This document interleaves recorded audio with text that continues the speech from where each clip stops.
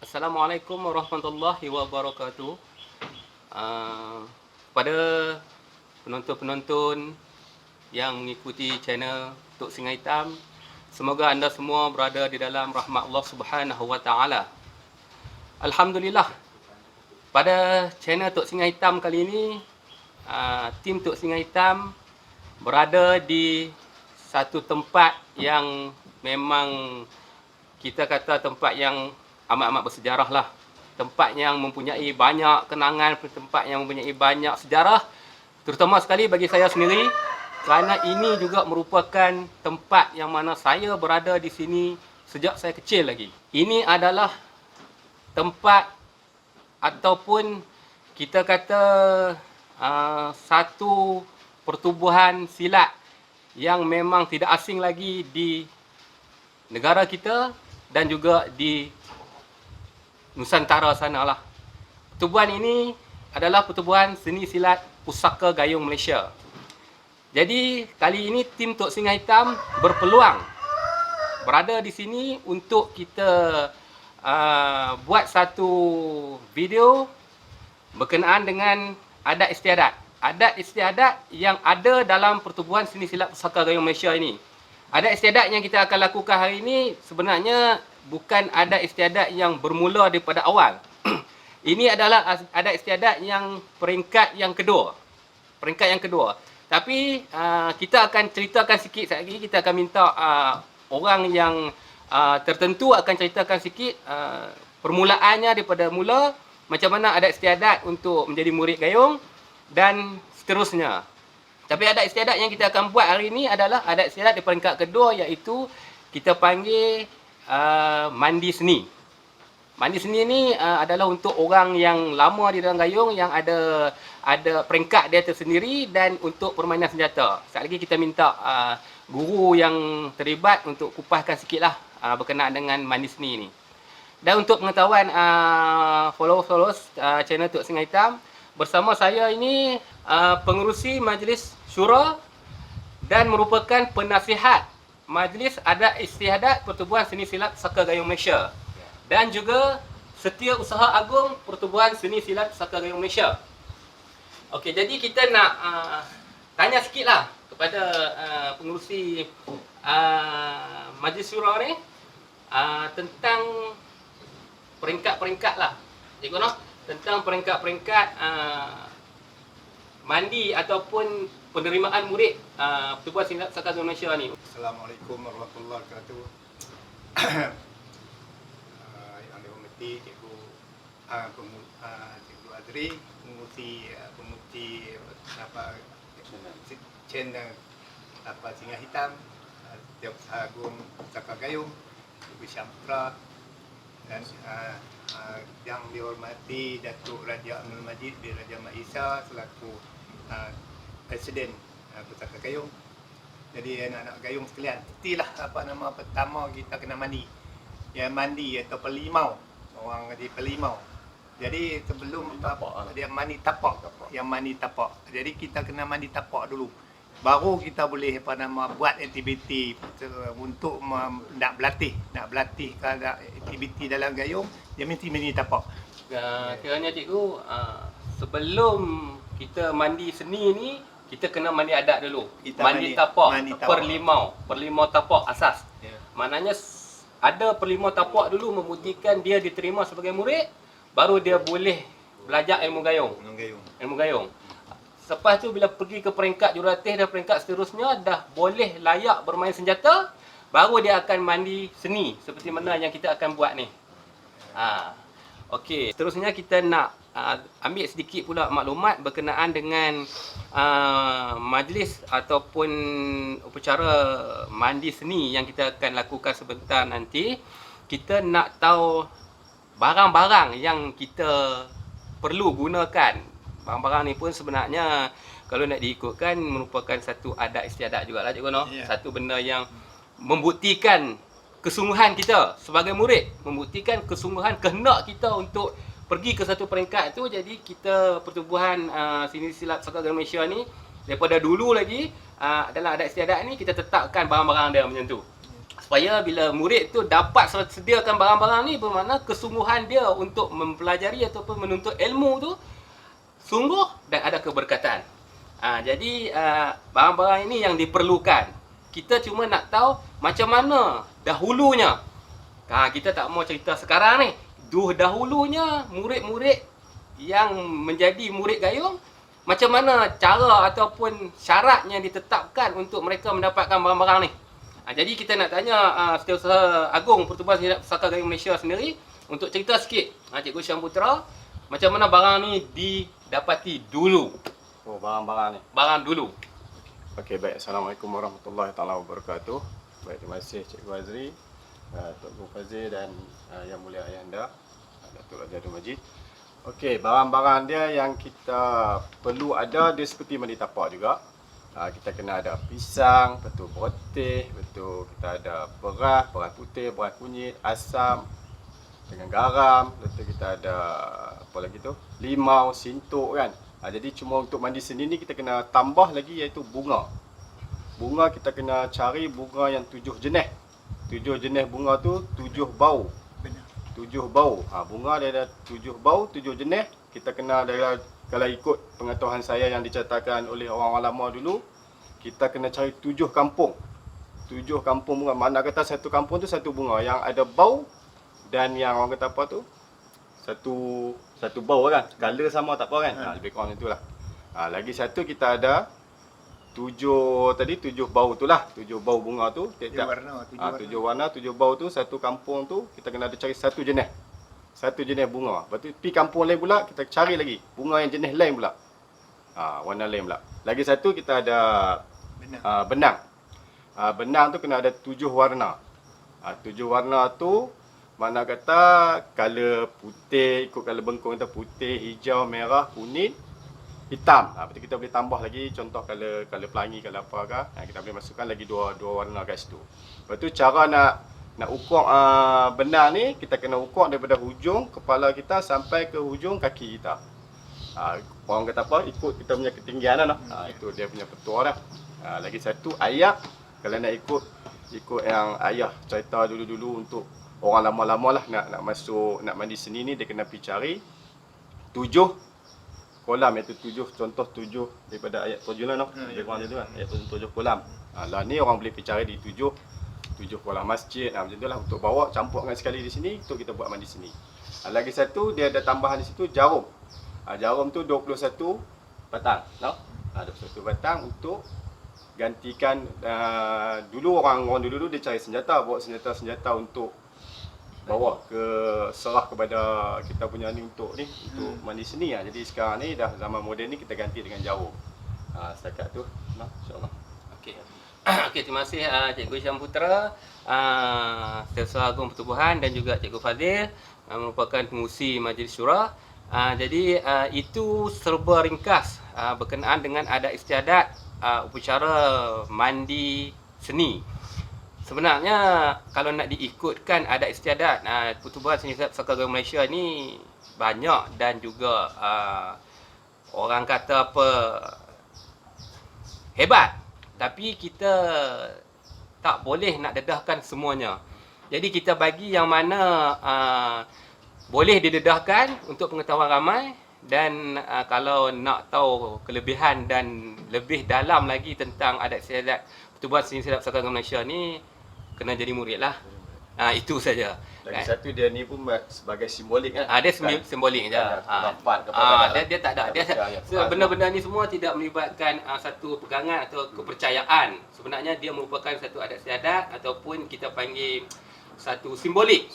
Dia ada cerita satu-satu ni sebenarnya. Tapi insya-Allah pada video kita yang akan datang, kita akan cuba kupaskan benda ni. Kita akan cuba kupaskan benda ni, apa tujuan dia bunga, apa tujuan dia sintuk, apa tujuan dia limau. InsyaAllah kalau diberi keizinan pada video kita yang seterusnya. Kali ini kita ambil kita punya tajuk-tajuk ataupun poin-poin penting dulu.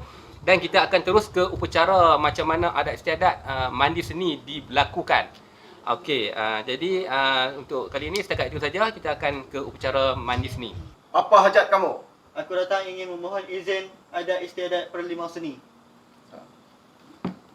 Aku sebagai wakil Mahaguru Silat Seni Gayung ini mengizinkan kamu untuk menjalankan adat istiadat silat seni gayung seni untuk diri kamu. Terimalah amanahku ini.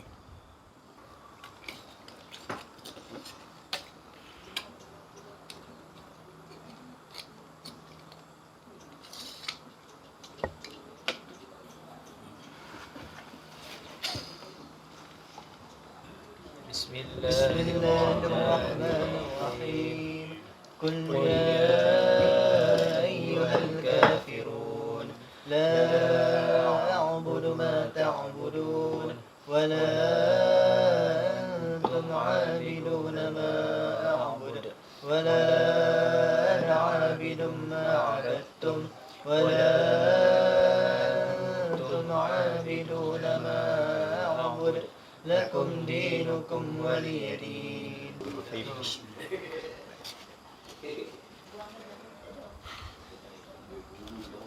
Siapa nama kamu? Aku Putra Zawid Zakwan bin Muhammad Samsun Putra.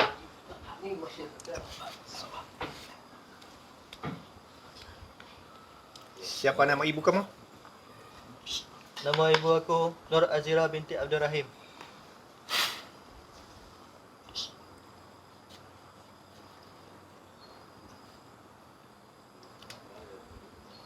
Bismillahirrahmanirrahim. Allahumma Bismillahirrahmanirrahim.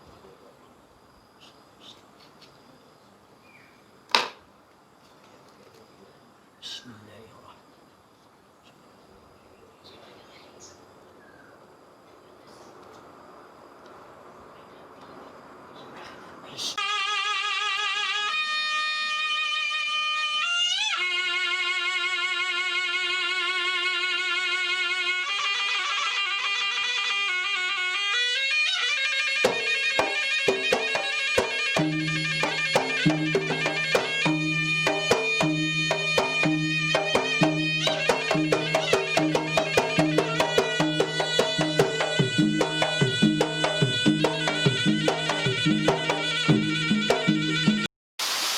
Assalamualaikum warahmatullahi wabarakatuh.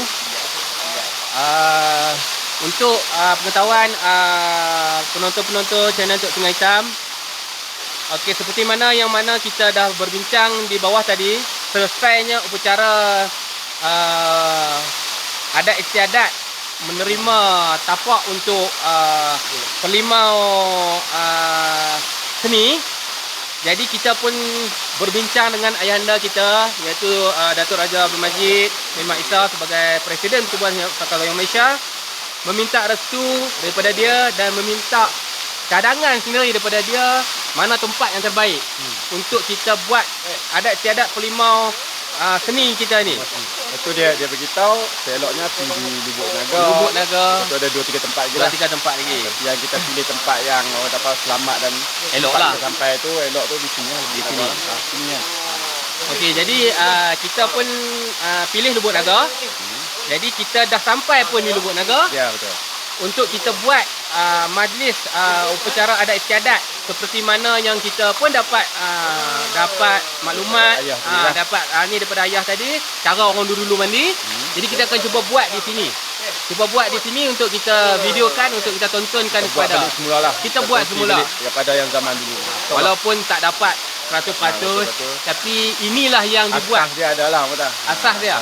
Inilah yang dibuat oleh anak-anak gayung dahulu. Ya, betul. Jadi kita akan teruskan upacara perlimau mandi seni ni di Lubuk Naga.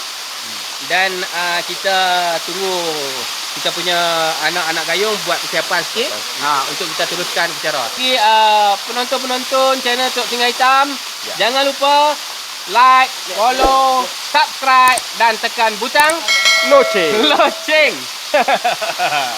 Assalamualaikum warahmatullahi wabarakatuh. Pada hari ini kita ada majlis mandi adat mandi Perlimau. Kita membawakan kepada nostalgia kita kepada zaman purbakala, zaman dulu untuk nenek kita. Tatapan masyarakat di luar sana supaya dapat menghayati sejarah atau adat kita yang kita praktikkan zaman dululah.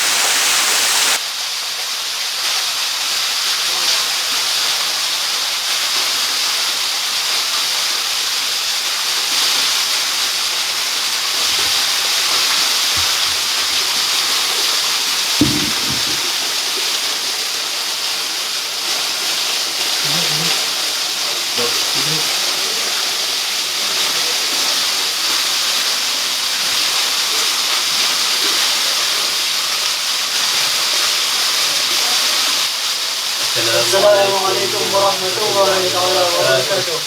Waalaikumsalam warahmatullahi wabarakatuh.